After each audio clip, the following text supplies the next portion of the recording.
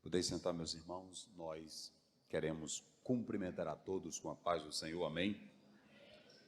Eu quero, nesse momento, louvar a Deus pela vida do pastor desta igreja, pastor presidente, pastor Jairo Barbosa, a sua esposa, a Priscila Barbosa. Louvar a Deus também pela vida do pastor José Alves, Gramado, Rio Grande do Sul, que ministrou ontem, né? A palavra do Senhor.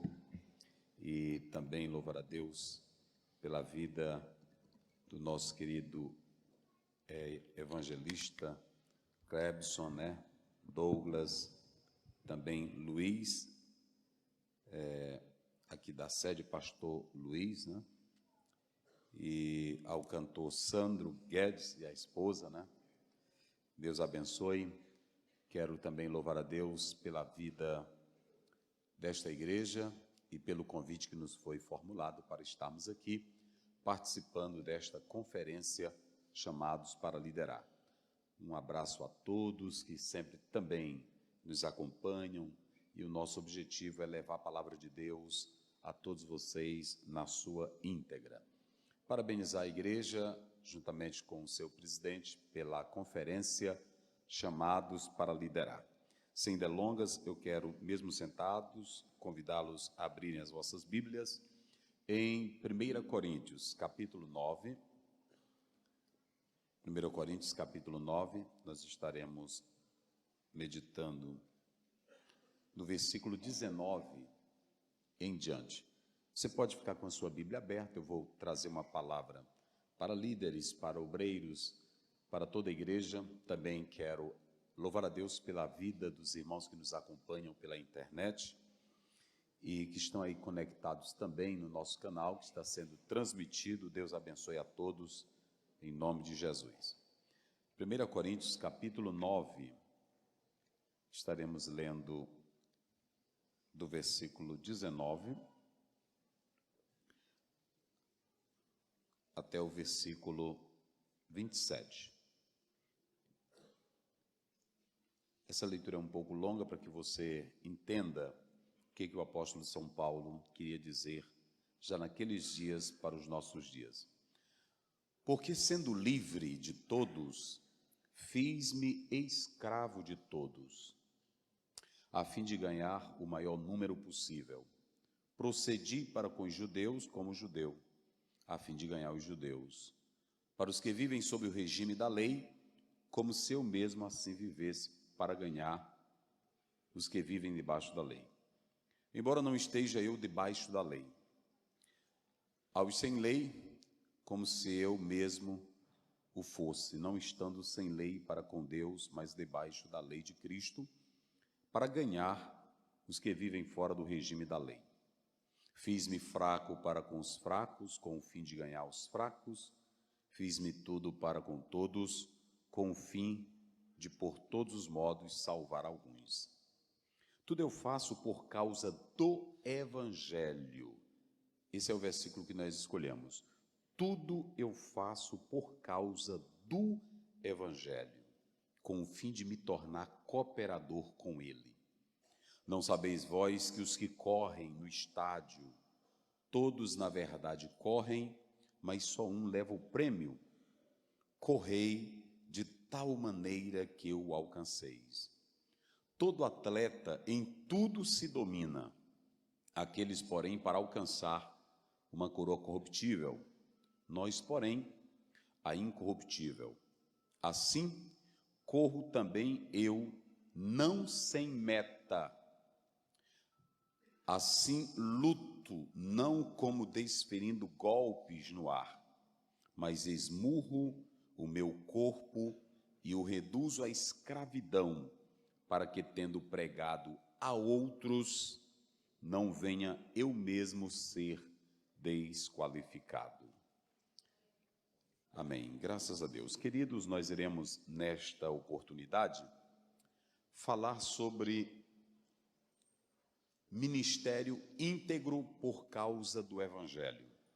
É a nossa primeira palavra que eu quero trazer a todos vocês. Quando nós falamos sobre essa questão de liderar, chamados para liderar, é faustoso hoje no nosso país, em especial já na língua portuguesa, diversas obras que falam sobre liderança. E nós pontuamos algumas atuais, mas outras bem antigas, como a de John Haggai, que escreveu muito sobre liderança e escrevia muito também para empresários, mas ele também escrevia muito para a liderança, tanto no aspecto espiritual como secular. Uma obra muito importante, e ele fazia muitos trabalhos na vida cristã. Na vida pastoral, ainda que seja já um pouco escrito há tempo, David Fisher escreveu Pastor Século XXI, e ele traz à tona um aspecto de liderança muito importante, porque a obra que ele lança, se vocês analisarem, ela é bem atual, pois ele faz um liame da Bíblia, como também o perfil de um líder, de um pastor, de um ministro para a Igreja do Senhor. Na liderança jovem, já escrito agora no período da pandemia, já próximo aí, Marco Madaleno, ele não é assembleiano, mas ele lançou uma obra muito importante sobre a liderança jovem, em especial sobre por que muitos estão desistindo ou se afastando da igreja. Qual é a geração que nós vamos enfrentar, a geração que está aí? No campo mais espiritual, nós temos Russell Shedd, o líder que Deus usa, né? Uma obra que ele escreveu. Ela é quase um opúsculo, mas você pode adquirir essa obra, porque ela é muito maravilhosa, porque Russell Shedd, além de ter um lado muito piedoso, era um bom teólogo, estudioso também, assíduo do grego do Novo Testamento. Ele lançou o líder que Deus usa, né? Então você tem essa obra, mais antigo, mas também com um tom bem moderno, Josué Campanhã, né?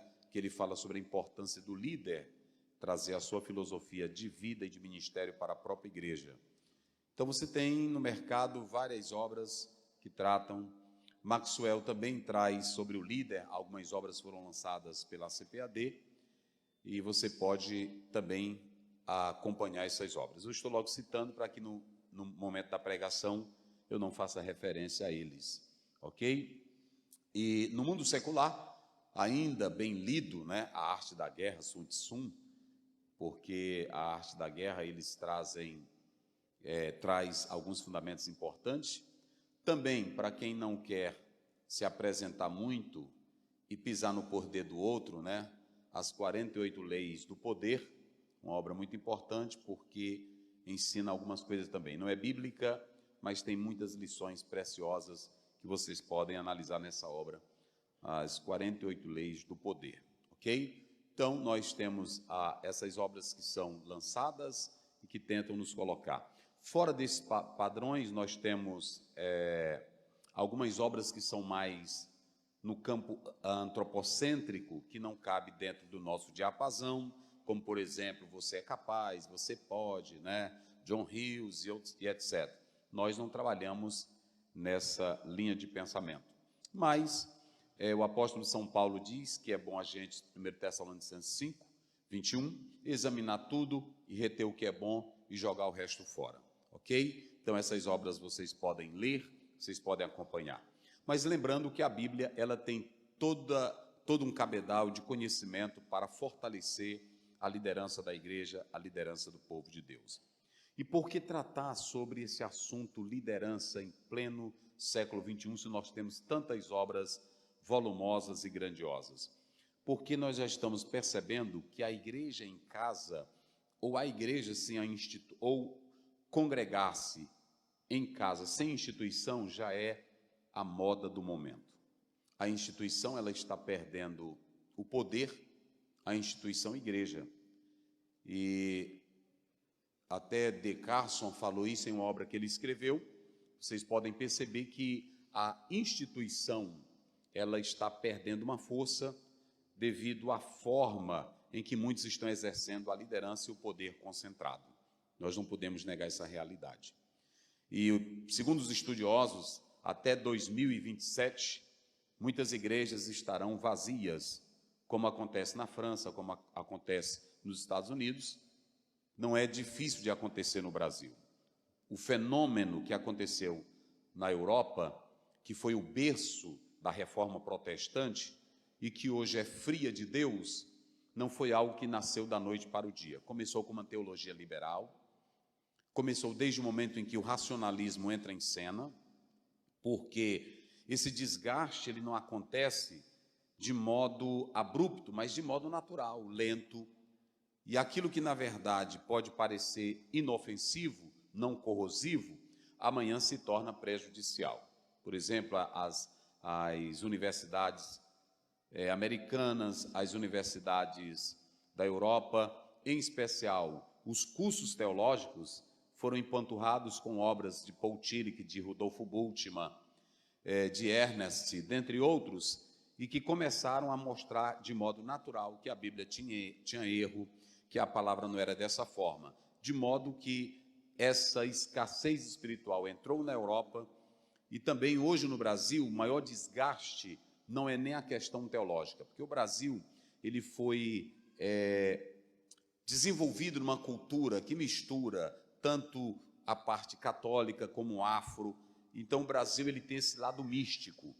E o Charles Hodges, ele diz numa obra que ele escreveu, muito volumosa, mais de 1.700 páginas, mas ele escreve uma coisa interessante nessa obra dele. Ele diz que quando se tem um lado místico, o lado místico às vezes ele não envolve o lado da mente, o lado da razão, ele envolve apenas o lado da emoção.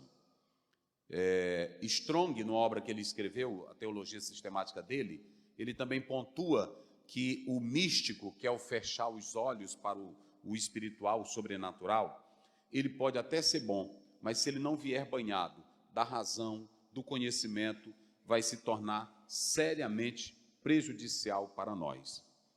E uma prova disso é que o Brasil é o país que mais se divide igreja, é o país que mais igrejas sai e manda outra. Por quê? Porque muitas são dominadas pelo lado místico, mas não é o místico que te leva à contemplação no seu interior, pelo exame da palavra de Deus. Salmo 19 diz: os céus manifestam a glória de Deus. Mas para você entender que os céus manifestam a glória de Deus, você tem que ter fé e tem que ter uma razão que vem da própria iluminação do Espírito Santo. É por isso que lá em 1 Coríntios 2,16, Paulo diz: vocês possuem a mente de Cristo. E essa mente de Cristo é que faz com que nós tenhamos o lado místico, mas não um misticismo desassociado de uma literatura bíblica e saudável que nos eleve ao crescimento espiritual. O que eu vejo no Brasil para a futura geração que está sendo encaminhada aí? Se nós não tivermos cuidado de encher os nossos púlpitos e as nossas igrejas e os nossos jovens de um verdadeiro conhecimento bíblico e sincero, em uma teologia saudável, nós estaremos preparando uma geração que vai ser a geração do poder, a geração da ganância, a geração do título, a geração da fama, a geração do nome, a geração apenas do homem. Esse é o futuro que nos aguarda, porque diz um certo escritor de Portugal: se nós não olharmos para o passado, vamos cometer os mesmos erros que hoje já estamos cometendo no presente. Então eu não posso construir um futuro. Para os judeus não existe futuro, para os judeus existe passado e presente. O futuro eu faço com o passado. Eu não faço futuro com o futuro, eu faço futuro com o passado. Se tu queres fazer um bom futuro, faça melhor o teu passado. E eles falam muito isso sobre o passado ou o profético nesse particular. Então, nós vamos tratar sobre isso à luz da Bíblia, mas eu estou dando esses apontamentos para que vocês atentem bem.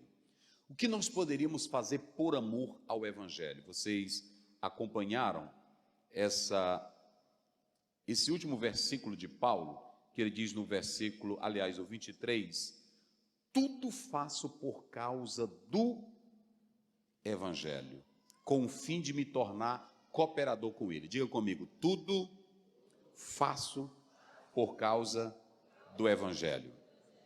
O que você estaria pronto a fazer por causa do Evangelho? Que tipo de liderança nós temos hoje que pode atentar para o evangelho e dizer: eu quero fazer como Paulo fez? Quem de nós estaríamos prontos para fazermos o que Paulo fez?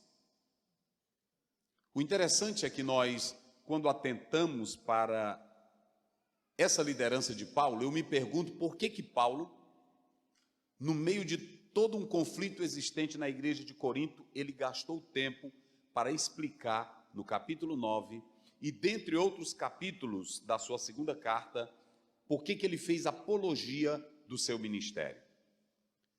Por que Paulo defendeu a sua liderança? Por que Paulo gastou tempo para explicar no capítulo 9 para uma igreja problemática, por que ele foi falar da liderança dele como apóstolo?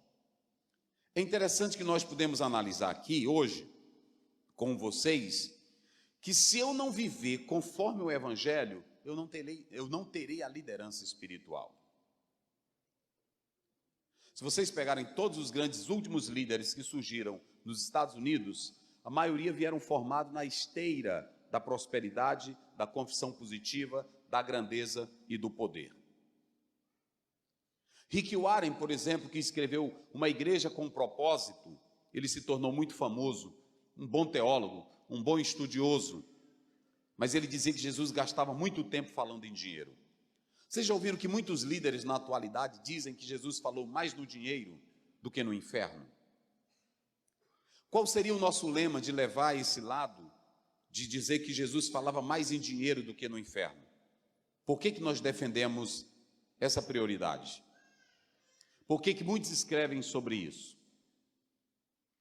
Em uma própria obra que o Rick Warren escreveu, ele diz: nós não precisamos falar de problemas e de pecado gravemente em púlpito de igreja. As pessoas já vivem com problemas. As pessoas já vivem com dificuldades. Vocês já observaram que nós vivemos uma geração que diz assim: eu não preciso trazer mensagem pesada para a igreja, mensagem de conserto, mensagem para chamar ao arrependimento. Nós já vivemos com muitos problemas, mas o teu problema não te salva. O teu problema não perdoa pecado. O teu problema não muda a tua vida errada. O que deve sair do altar é a palavra da boca de uma liderança que ama a palavra. Porque só a palavra tem um poder para arrancar o teu pecado. Ainda que nós tenhamos palavras bonitas, belas, agradáveis, ainda que nós tenhamos coach aqui no púlpito, ainda que nós tenhamos filósofo aqui no púlpito, nenhum deles consegue arrancar, chocar você com a palavra. O que pode mudar você é uma liderança que vem para o púlpito e que tem coragem de pregar a palavra de Deus. Às vezes tem pessoas que até se zangam comigo, e às vezes eu me pergunto: Deus, por que tu me leva para esse lado? Eu, quando recebi o tema aqui do irmão, aí o irmão me deu assim: a integridade do ministro. Eu disse: meu Deus, eu pensei que eu ia falar alguma coisa, mas deixa eu dizer uma coisa para vocês. Deixa eu falar uma coisa para vocês. Eu quero dizer para vocês uma coisa interessante. Nós estamos vivendo uma liderança que ela não está aí para o evangelho. São poucos homens. Eu vou apenas dar 2 exemplos. Depois da explicação do texto, nós vamos tratar sobre isso. Será que nós temos uma liderança que quer a cruz e não a coroa? Ouçam bem isso. Será que nós temos uma liderança que quer a cruz e não a coroa? Vocês se lembram lá de Mateus capítulo 4, versículo 9? O diabo diz assim para Jesus: tudo isso eu te darei.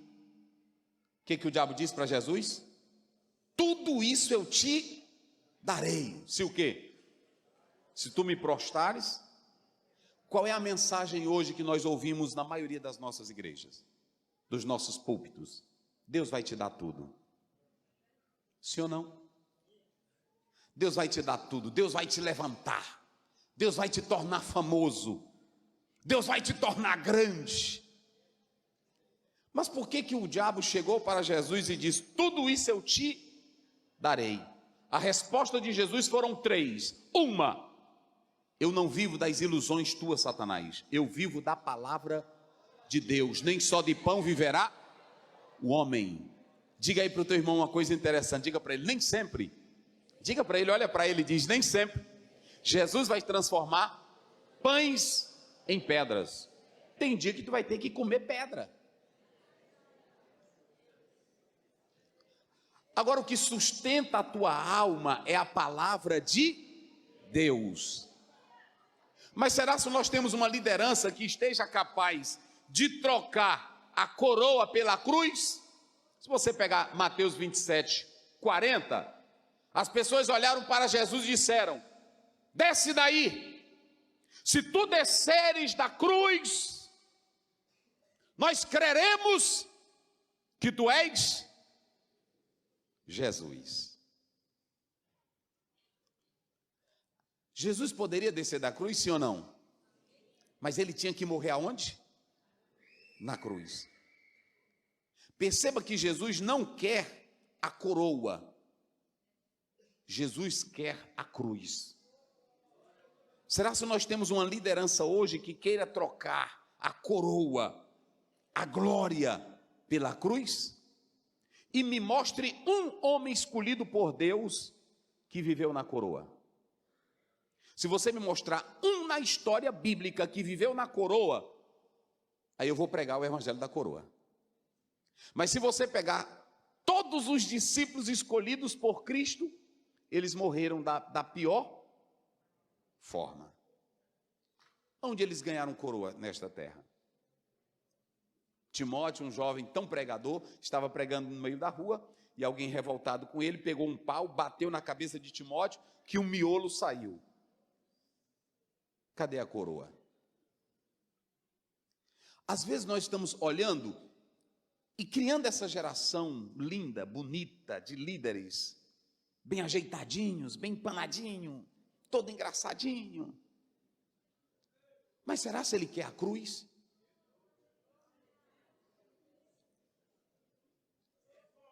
Será se ele quer a cruz?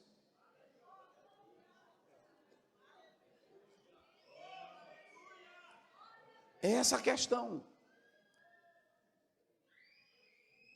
Dizem que quando Paulo estava para ser decapitado, Nero olhou para Paulo e disse assim, Paulo, se tu negares teu Jesus, eu dou a tua liberdade. Ele disse, até aqui eu te respeitei.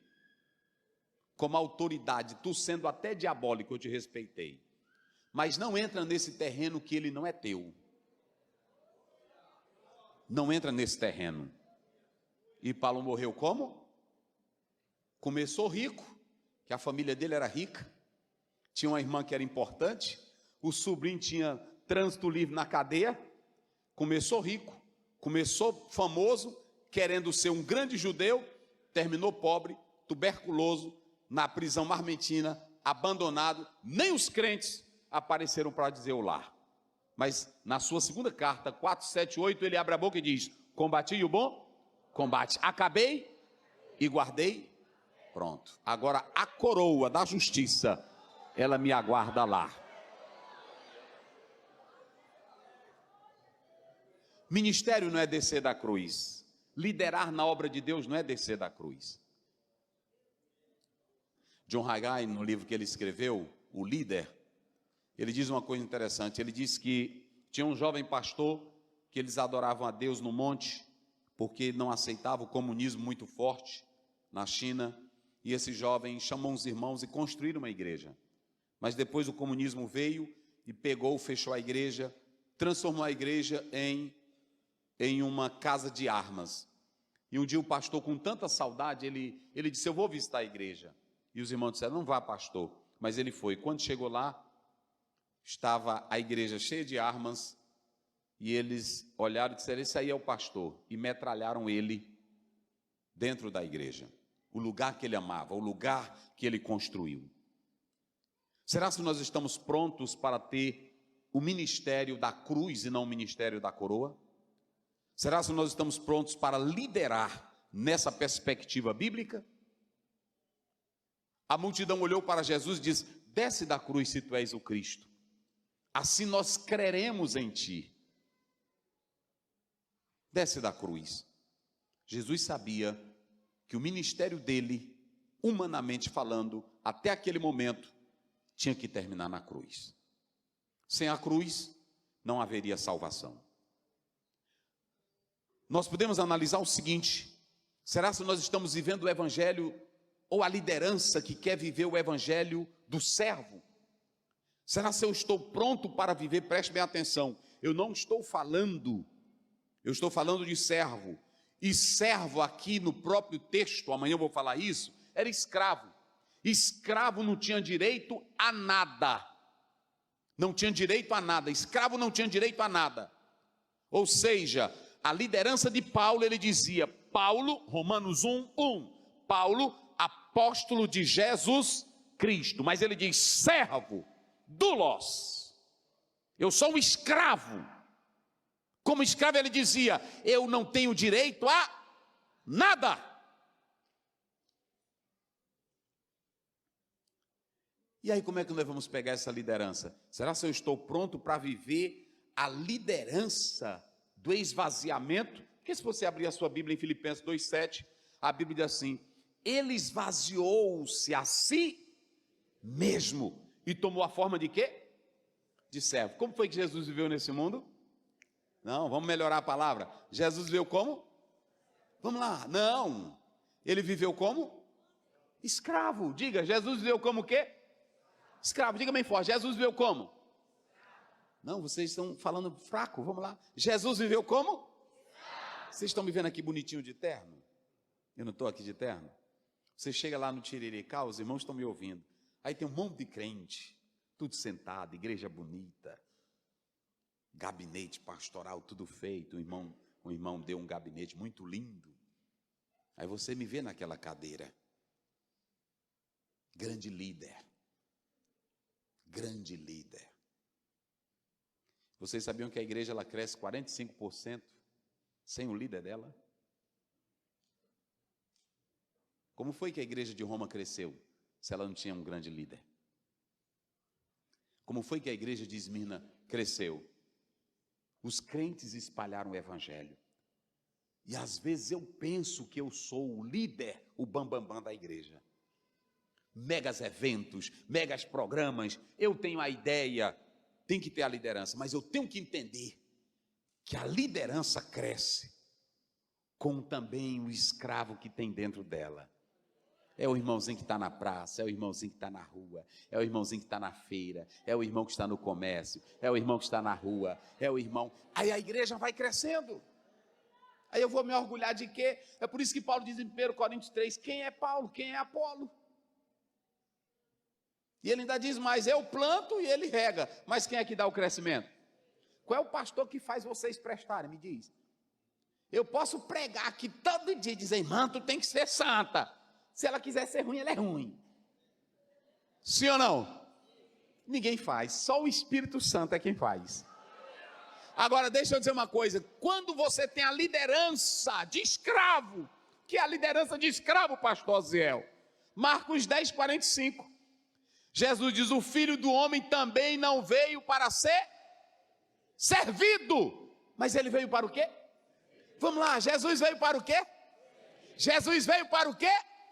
Servir. Aí tem gente que pega João 13, aí coloca até num cenário, lavando os pés dos irmãos. Jesus, não faça aquilo não, porque aquilo ali só quem fazia era o pior escravo. Vocês estão vendo que é a liderança da Bíblia? Às vezes tem gente que se zanga comigo, mas não sou eu, é a Bíblia, gente. Jesus, todo mundo olhava para ele, grandão, poderoso, expulsando demônio, curando enfermo, aí botando o diabo para correr, aí ele pega uma bacia, enche de água e vai lavar o pé de cada. Aí pronto, aí ele dizendo, mas para que isso? Aí Jesus disse, você lê João 13, 14 até o 15, vocês me chamam de quê? De mestre, e de que mais? Agora como é que um mestre e um senhor é escravo? E a cruz não era para gente grande, a cruz era para escravo. Quem morre na cruz não é um grande, quem morre é um escravo. Jesus morreu como qualquer escravo. só para dizer: eu não vim para ser servido, eu vim para servir e dar a vida em resgate de muitos. Será se nós temos hoje essa liderança, a liderança escrava, a liderança que quer servir? Temos, irmão? Hein? Está longe, irmão. Ei, irmão, a gente até quando chega no evento que a pessoa não trata bem a gente, mas rapaz, eu, pastor Osiel, irmão, não me deu as horas, tu é só um escravo, te aquieta. Não é assim? Eu, pastor fulano de tal, e Jesus, irmão, que era o dono de todo o poder, tu nunca pegou uma bacia para lavar nem um pé do irmão que está com unha cheia de terra, tu já pegou, hein? Então vamos lá, observem bem, tudo pelo evangelho, digam comigo, tudo por amor ao evangelho. Eu pergunto a você, um líder que ama o evangelho, que tem o evangelho, ele vai liderar com eficiência? Então vamos lá, o apóstolo São Paulo, ele começa esse texto fazendo uma defesa do evangelho, mas aliás, ele começa fazendo uma defesa da vida dele. Se der para colocar aí no telão, viu, irmão? 1 Coríntios 9, só para a gente ir acompanhando. Observe bem que Paulo diz: não sou eu porventura livre? Não sou eu porventura apóstolo? O que Paulo era? Ele era apóstolo, mas antes dele ser apóstolo, ele disse que era o quê? Livre. Vamos lá, bem forte para memorizar. Ele era o quê? Livre. E ele era o quê? Apóstolo. Só que prestem bem atenção, Paulo não era um apóstolo do mesmo naipe que foi Pedro, que foram os demais, porque ele não andou com Jesus. À luz de Atos 1, 21, 22, teria que ter andado com Jesus. Paulo só tinha uma qualidade: ele não viu Jesus operar milagres, ainda que fosse contemporâneo, mas ele não se encontrou com Jesus. Mas o que você tem em Paulo? Paulo começa dizendo aqui para essa igreja que ele tem legalidade para ser chamado de apóstolo. E onde estaria a autoridade de Paulo para ser apóstolo? Porque ele diz assim, Paulo, olha como ele começa aí dizendo: não sou eu porventura livre, não sou porventura apóstolo. Perceba que Paulo, ele vai começar a defesa dele dizendo que ele era apóstolo por duas razões. Ele não era apóstolo no mesmo nível do colegiado de Jesus, mas ele era apóstolo primeiro, porque ele viu o Senhor. Se você pegar Atos 9, 1 até 10, Paulo viu o Senhor quando ia a Damasco, ok? Segunda qualidade, por que Paulo era apóstolo? E aqui eu quero falar para vocês. Um dia desse um pastor me contando que um irmão chegou lá na prefeitura de São Luís, o prefeito faz reuniões, o governador fez uma reunião com todos os pastores, e aí pediu para cada um se apresentar. Aí cada um disse: eu sou o pastor fulano, eu sou o pastor fulano, eu sou o missionário. Aí pronto, aí o outro disse: esse aqui também é um pastor fulano. Ele disse: pastor não, me respeite, eu sou apóstolo. Eu sou apóstolo. Agora preste bem atenção uma coisa, por que Paulo, ouçam bem, eu só quero mostrar para vocês que tipo de liderança nós temos hoje. Olhe para cá. Por que Paulo era apóstolo? Por duas razões. Uma, ele viu quem? Vamos, diga bem forte, só quem tem boca. Ele viu quem? Jesus. Sabe o que sustenta a igreja, irmão? É um líder que ele vê o Senhor. Às vezes ele pode ter muita teologia, ele pode ter muita organização, mas obreiro que nunca vê o Senhor e nunca tem comunhão e lágrimas com Ele, ele não é um líder para a igreja. Ele tem que ver o Senhor. Vocês se lembram de Isaías 6 primeiro? Eu vi o obreiro que vê Deus e que tem visão dos céus e que conhece a Deus. Ele entra na luta, ele entra na batalha, ele enfrenta inferno, ele enfrenta leões, porque ele já viu Deus. Uma coisa é eu estudar teologia e estar debatendo na sala de aula o que é pericorese, o que é trindade, eu estar debatendo a história de Cristo, eu estar debatendo como faziam no período da Idade Média, como diz R.C. Sproul, eles sentavam e perguntavam quantos anjos Deus podia botar na cabeça de um alfinete. A gente pode ficar debatendo essas besteiras. Agora, líder que vê Deus e a glória de Deus, ele lidera de outra maneira. Então, em primeiro lugar, Paulo era apóstolo porque ele tinha visto quem? Jesus. Ei, irmão, hoje eu vou dizer uma coisa, para tu chegar na igreja, entrar aqui nesse púlpito e dizer: rapaz, eu sou pastor porque eu já vi Jesus. O Jesus chegou para mim lá no meu quarto. Ei, meus irmãos, é pancada, não é assim? É, rapaz, uma pessoa chegar aqui e dizer, Jesus me chamou. Eu estou falando, né, se você chegar, irmão, me bota como pastor, irmão, me ajeita. Não, estou falando é se Jesus aparecer para ti, rapaz. Eita, não é assim? Aí vai ser lido, olha, uma igreja que tem um líder, que ele tem Jesus e que ele vê Jesus, é diferente, irmão. É ou não é? É diferente. É diferente. Você sente na alma, você sente o amor, você sente a diferença. A segunda razão, por que Paulo foi chamado de apóstolo? Coloca o versículo que se segue. Aí, não esqueça mais isso não, anote bem aí, para quando alguém dizer assim, rapaz, eu sou apóstolo. Aí tu pergunta essas duas coisinhas para ele. Olha aí a segunda razão. Acaso não sois o quê? Paulo está dizendo, quem fez vocês? Quem ganhou vocês pelo evangelho? Quem foi? Fui eu. Vocês nem sabiam o que era fé. Uma questão é eu abrir um salão e botar a placa, Assembleia de Deus, apóstolo Osiel Gomes. Aí eu jogo um carro de som na rua, venha que hoje tu vai ter milagre. Agora outra coisa é tu ver o Senhor e tu cair no mundo falando dele. Eita, meus irmãos. É assim, é líder desse jeito que a gente quer. Pergunte como foi a história dessa igreja. Hoje eu lidero uma igreja,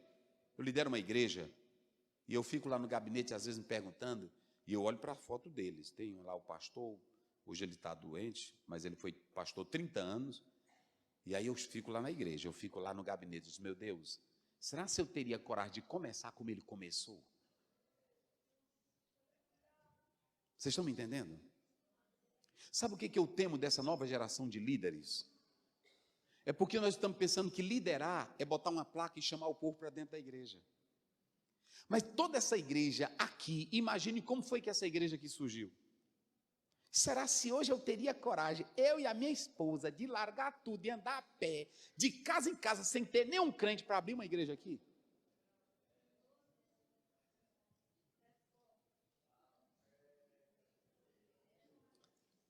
Vocês estão me entendendo? Então deixa eu dizer uma coisa, Paulo diz, eu sou apóstolo, não é de título não, eu sou apóstolo, não é de nomenclatura, vocês são prova que eu fui aonde vocês estavam, eu levei o evangelho a vocês, e vocês aceitaram a Jesus.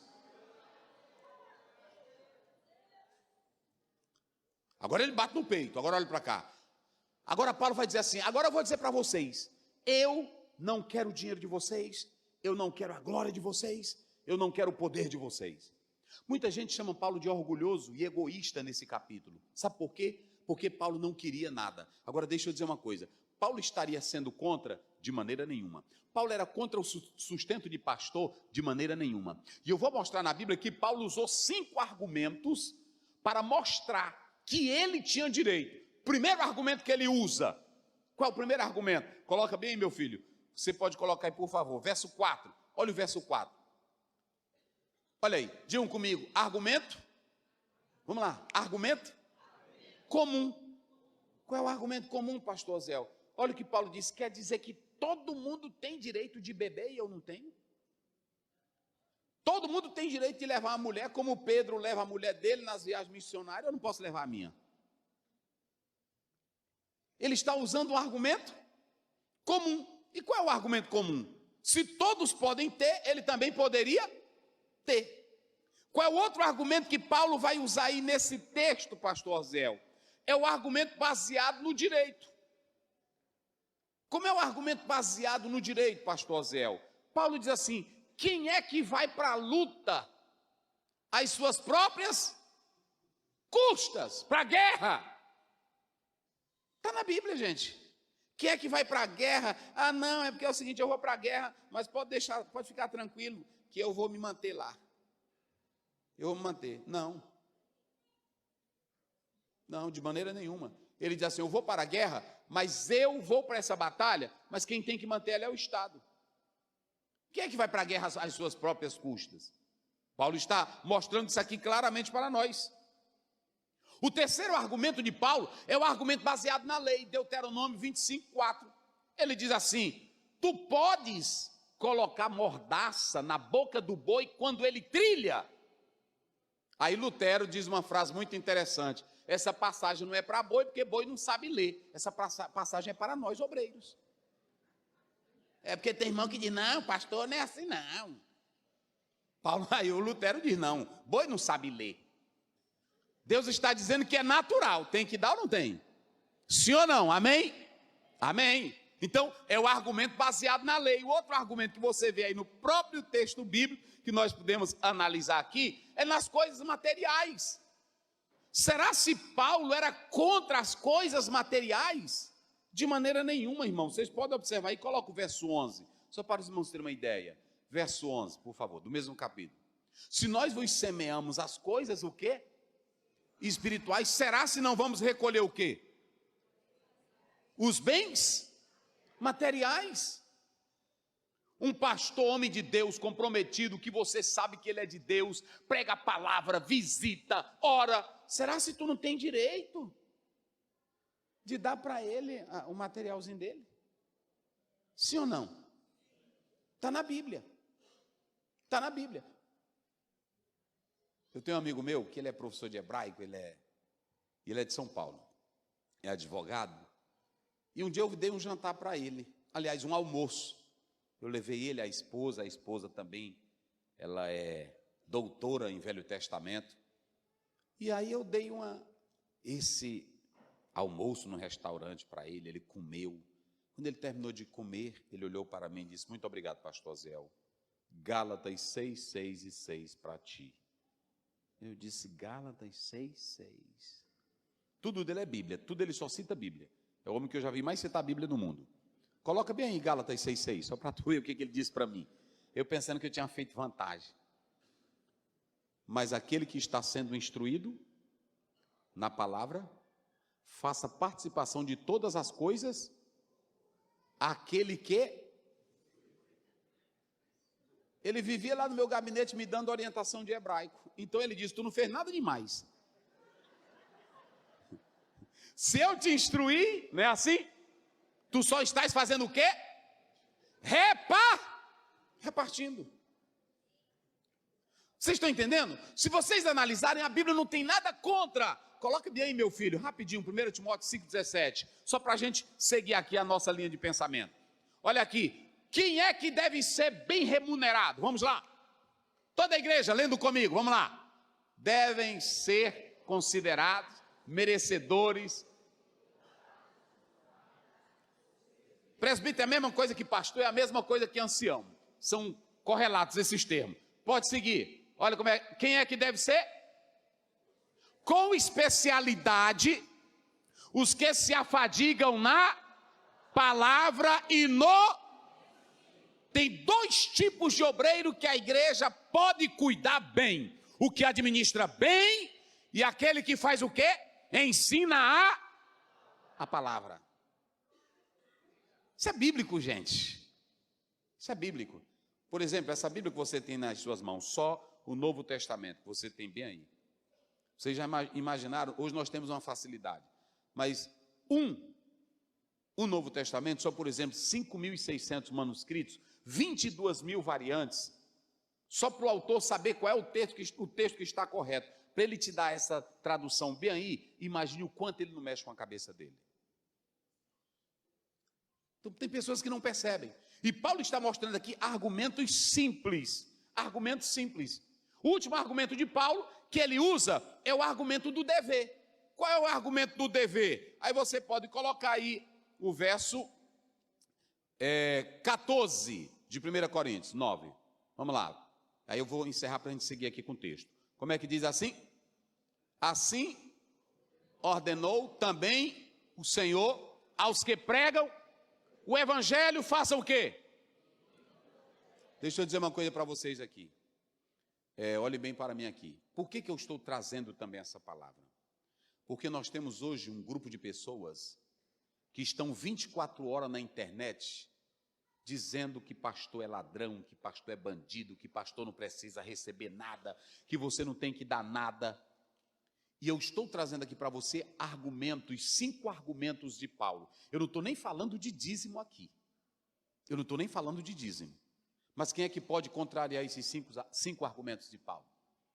E o último, Paulo não era contra, porque tem irmão que diz, pastor, faça como Paulo, viva sem ganhar nada da igreja. Alto lá, meu irmão, não era assim não. Paulo, ele abriu mão desse direito. Ele está dizendo, não sou eu livre, não sou eu apóstolo, não tenho eu direito, exousia, a palavra que ele diz aí, direito, exousia, direito de mandar, direito de escolher, direito de opinar, direito de desejar. Ele desejou por ele mesmo não querer ser pago. Por que ele não queria, pastor Aziel? Por 2 razões. Uma, ele achou que perseguiu tanto a igreja, que tudo que ele fizesse para Jesus, ele achava que era pouco.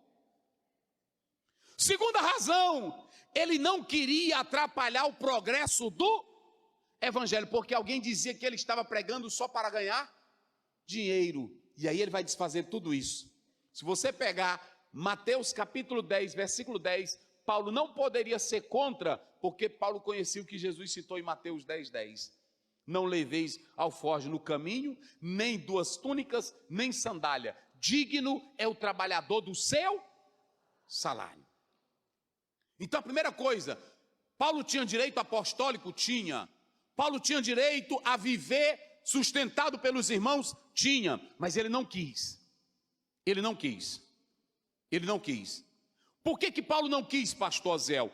Você pode observar, querido irmão, que a primeira coisa que você atenta aqui para o texto é que Paulo, pela própria liberdade dele, ele sacrifica um direito pessoal dele em favor do evangelho.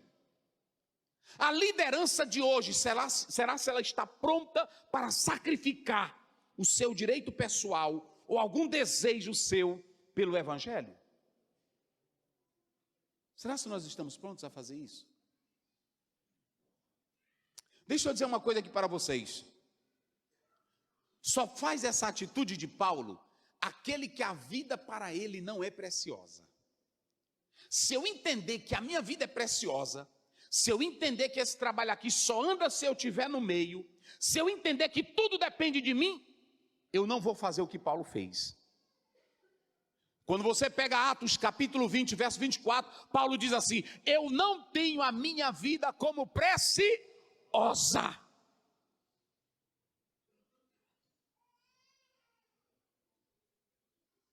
Um dia eu vi um obreiro fazendo as unhas, e aí ele disse, eu vou para o púlpito, mas esse negocinho bem aqui, tira, irmã.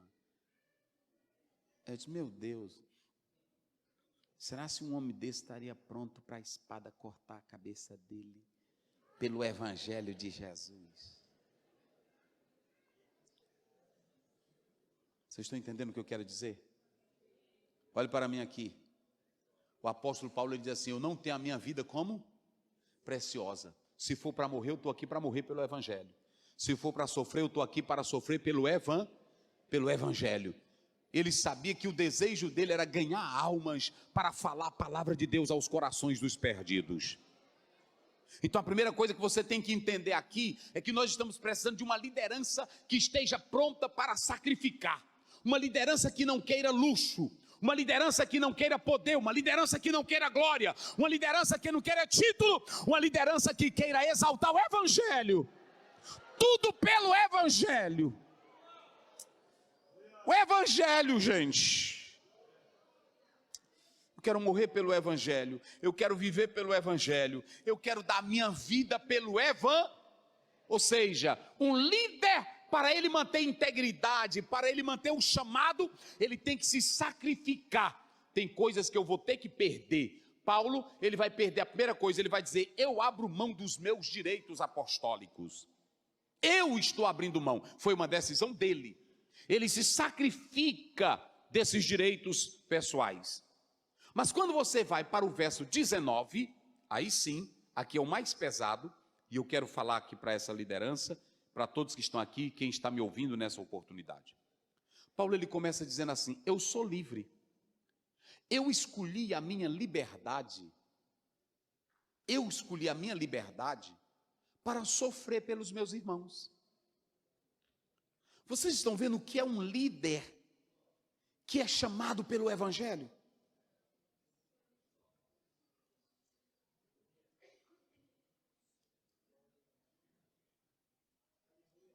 Eu durmo com meu celular 24 horas, ele está aqui. Dia desse eu vi um líder dizendo: pois pronto, quando eu chego em casa, eu desligo meu celular. Só no outro dia. Está se sacrificando?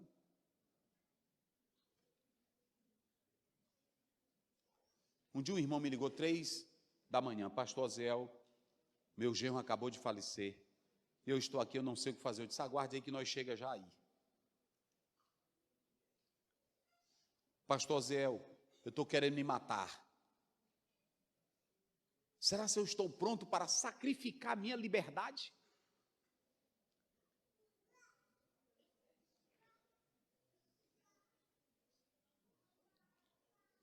Tem pessoas lá fora que são empresários, ele tem a liberdade dele. Ele sai da empresa a hora que ele quer, ele chega a hora que ele quer, ele vai na hora que ele quer, ele atende o cliente na hora que ele quer. É a liberdade dele. Pastor não tem liberdade. Por que pastor não tem liberdade? Eu estou dizendo aqui a verdade, porque se tu quiser entrar, o negócio é esse aqui. Pastor não tem liberdade.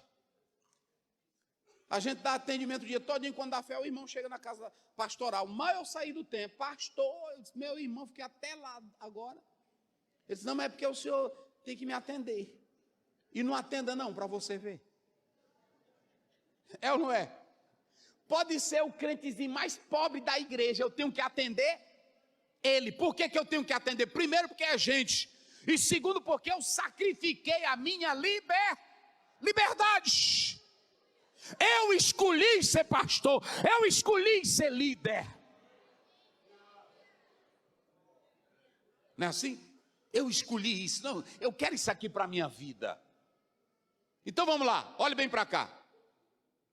Para vocês terem uma ideia. Coloca bem na tela, irmão. João 21, 18. Tudo que eu vou falar aqui é da Bíblia. Aí você diz assim: pastor, mas será que é assim? Em verdade, eu te digo que quando tu eras mais moço, tu mesmo te cingia, tu mesmo te vestia, tu mesmo andava.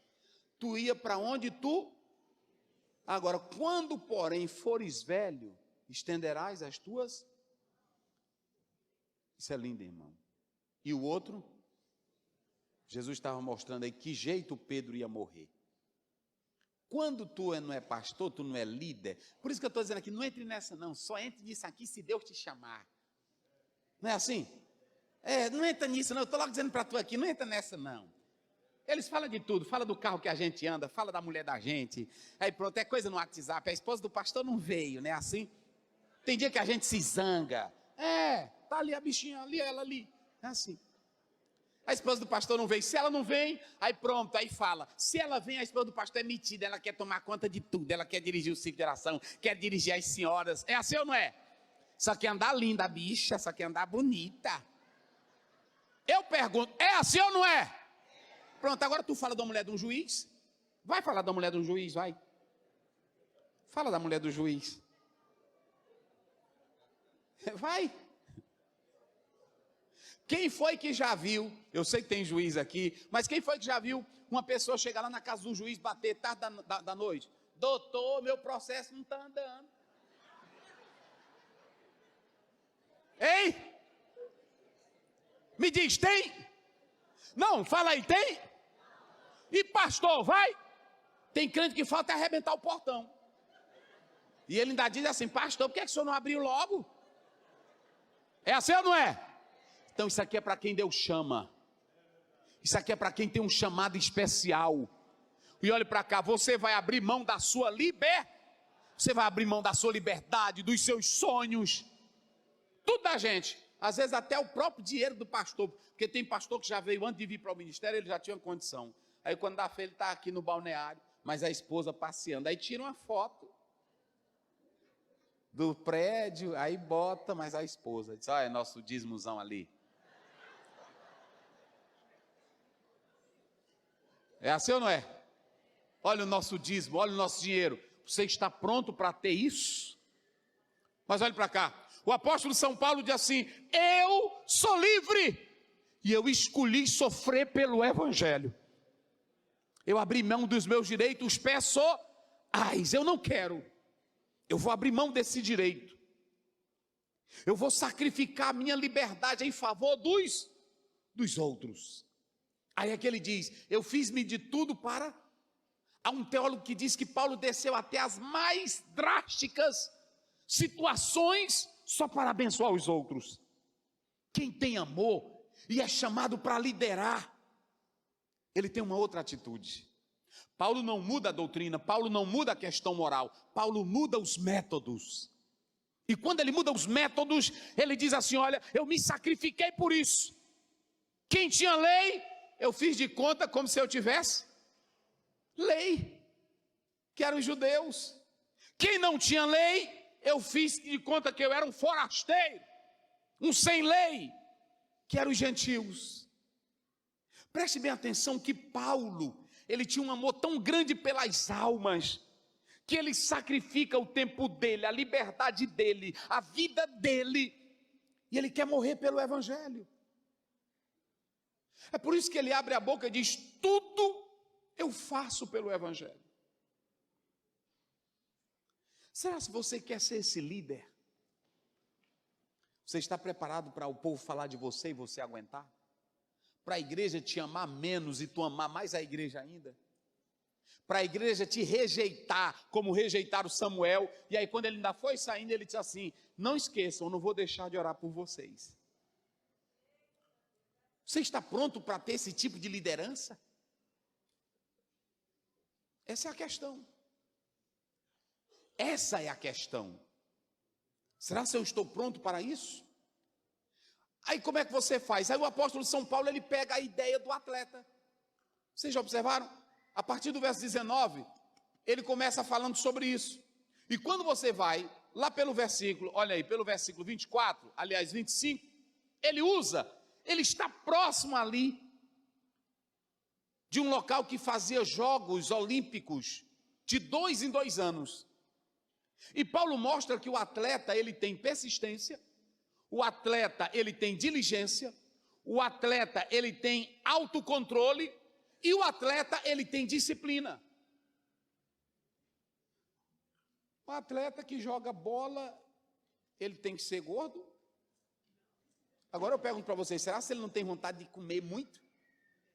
Tem ou não tem? Mas por que ele não engorda muito? Porque ele sabe que se ele pegar muito peso, ele não vai fazer nada. Ou seja, para tomar essa atitude de Paulo, primeiro tem que ser chamado. Segundo, tem que ter autocontrole e autodomínio. E quando ele fala de autocontrole e autodomínio, isso é para homem que é chamado. Não é assim? Tem líder que só vive na garapa de açúcar toda hora. É no controle, é no remédio controlado. Fala alto não, que o meu velho agora, na hora que escuta a voz de um crente, já está se tremendo todinho. É tanto problema que ele só vive doente. E se tu não tiver essa chamada para tu arrancar feito um doido, tu vai adoecer demais. Pastor, estão falando mal de você. É, meu irmão, graças a Deus. Meu ministério está prestando. Falaram mal de Jesus. Não é tu não também que está falando? Não, sou eu não, pastor, graças a Deus. Então vamos orar. É assim. Porque se tu se entregar, pronto, tu vai morrer. Não é assim? Você tem que ter essa vivacidade, essa alegria. Você tem que focar no seu chamado. Quem foca no seu chamado tem um faladorzinho, tem um língua grande, tem aquele que me critica, tem aquele que me odeia, tem aquele que não quer ver a minha cara. Mas eu entro na igreja, a paz do Senhor, meus irmãos. Como estão todos? Ele disse, o cara aí não tem jeito não, rapaz. Porque você está focado no chamado. Chamado. Pode ter peia, pode ter falsos irmãos, pode ter calúnia, pode ter luta, pode ter perseguição, mas quando Deus te chama e você tem disciplina, você aguenta. Você aguenta. Agora uma coisa, vamos lá. E eu vou correr aqui para me encerrar dizendo 3 coisinhas para vocês. O irmão pode colocar aí o versículo 27, vamos lá. Ele diz assim, mas eu esmurro. Olha aí, eu esmurro. Irmão, o apóstolo São Paulo aqui, pictel, essa palavra esmurrar, ela tem uns que colocam subjugar. Mas esse verbo aí, esse verbo pictel do grego, vocês sabem o que ele quer dizer? É na verdade dar soco. É dar soco. É pegar os punhos e dar soco. É lutar. Mas aqui Paulo está dizendo que ele tinha controle. Como pugilista que está aqui no pódio, está lutando, mas ele sabe cada soco que ele vai dar. Olha a linguagem de Paulo, tão atual. Paulo está dizendo que o ministro do evangelho, ele não pode jogar murro à toa. Ele não pode jogar conversa à toa. Ele tem que saber a hora de dar o golpe dele. Ele tem que saber a hora de dar o murro dele. Quando eu falo aqui é modo simbólico. Para que você não entenda, o pastor está dizendo que é para o líder ter um golpe, né? Faça isso não é isso não. Ok? E eu vou já dizer, esse soco, não era em ninguém não. Em quem era esse soco? Vamos lá, diga, em quem era esse soco?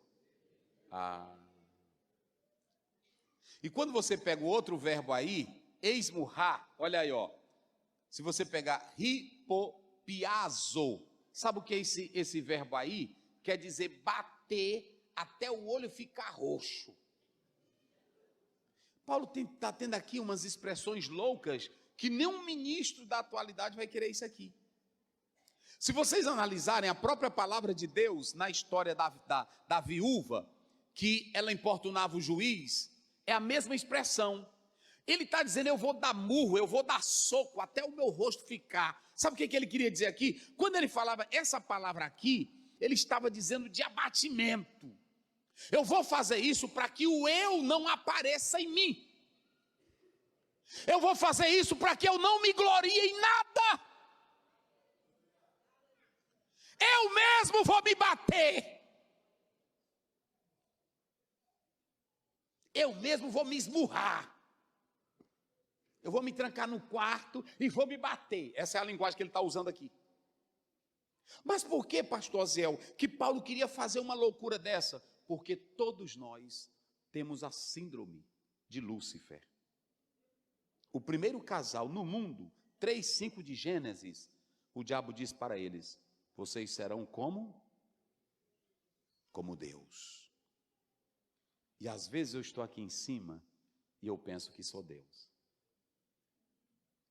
Às vezes você que é líder, às vezes você que é dono de empresa, às vezes você pensa, Deus mandou essa pandemia também, meu irmão, Ele permitiu ela. Gente aí com avião, era gente correndo para todo lado com avião e morrendo dentro de avião. Só para mostrar que tu não é nada. Só para mostrar que tu não tem nada. Deuteronômio 32:39, vede que eu sou eu, somente não há outro. Eu firo, eu saro, eu mato, eu faço viver, e não há quem escape das minhas mãos. Jogue a tua vida nas mãos de Deus, que só quem tem o controle e a grandeza é Ele.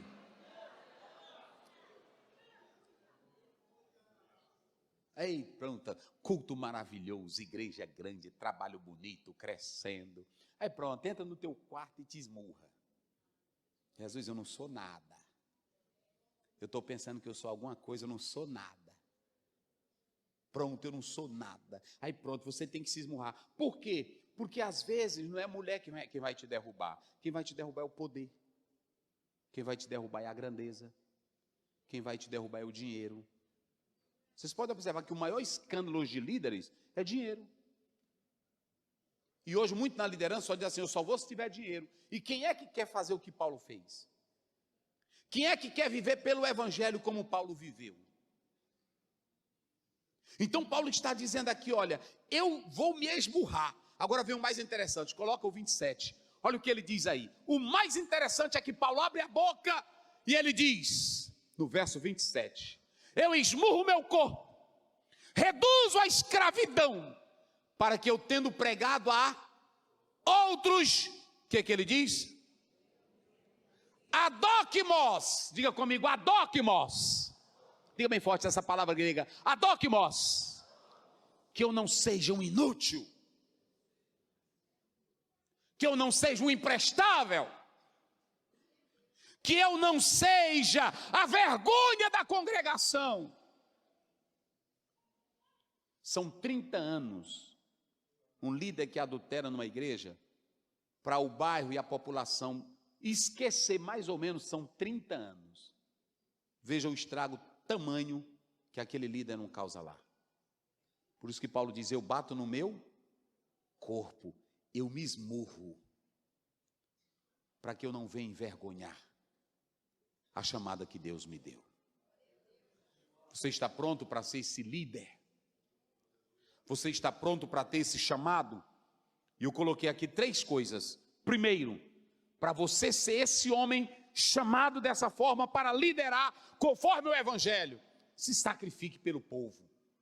Viva para a igreja. Viva para o Evangelho. Segundo, sacrifique a sua liberdade.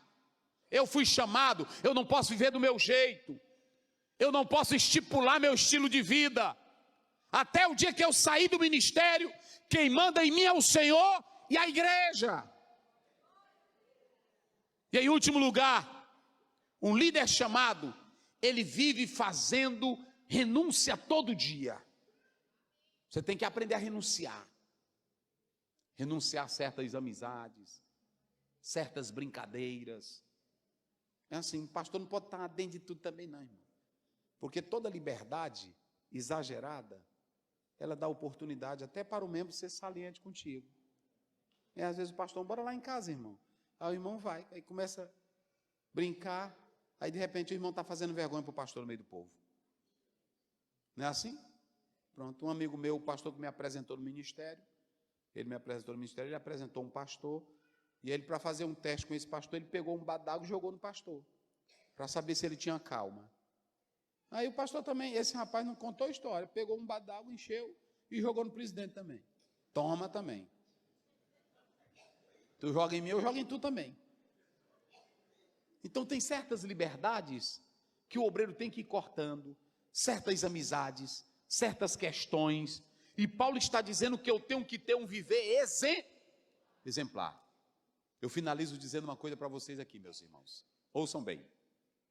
Lá na Europa, começou um ataque ao evangelho, racionalismo, teologia fria. E sabe o que é aqui no Brasil? Que eu estou temendo essa nova geração, que eu estou temendo o que está vindo aí, busca pelo poder, grandeza, vários e vários casamentos. E eu me pergunto, como a igreja amanhã vai olhar para esses líderes? Como você vai ser pastoreado por esses homens? A Bíblia diz em 1 Timóteo 3, primeiro, convém que o bispo seja marido de uma só. Irrepreensível é que ele tenha um caráter que ninguém toque nele e que ele não tenha nada que leve ele para a cadeia. Eu fiz uma pesquisa recentemente, os fóruns estão cheios de processos contra grandes líderes de igrejas. Imagine você pastoreado por essas pessoas. Que Deus te abençoe em nome de Jesus.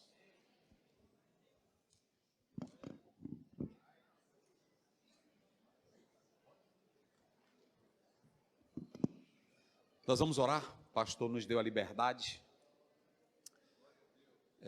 Queridos, nós vamos orar pela liderança, orar para Deus levantar mais jovens, senhores e senhoras, para que Deus levante uma liderança saudável, cheia de Deus e da glória de Deus, em nome de Jesus. Feche os olhos, Pai querido, Pai santo, nós estamos falando a Tua palavra, Senhor,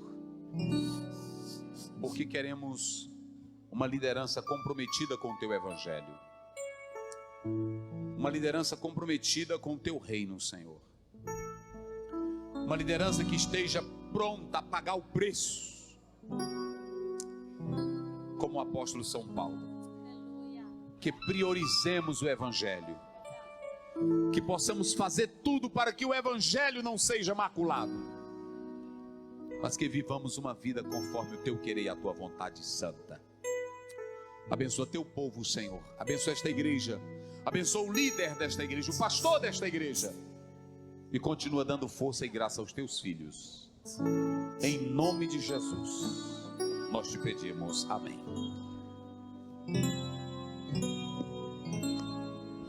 Há muitos feridos,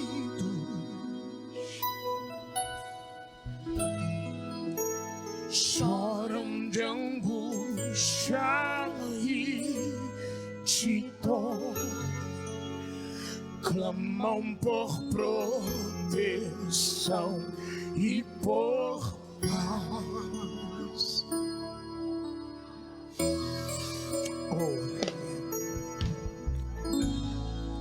Amigos que sofrem, suas necessidades atende hoje. Não deixa o soldado ferido morrer. Levante a mão e cante bem alto pra ele. Glória! Verda o bálsamo que as feridas sararão.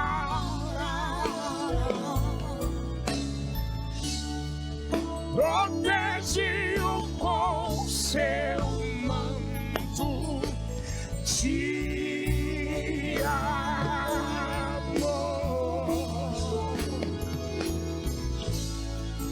e o pão partiremos, sim, descanso lhes dará, e toda angústia sairá. Não deixe fiéis soldados feridos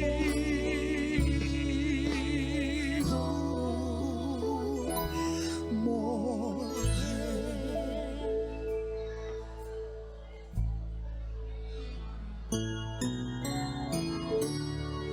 Não podes olhar sem socorrer. O amor é mais forte, faz viver. Não podes deixar o soldado ferido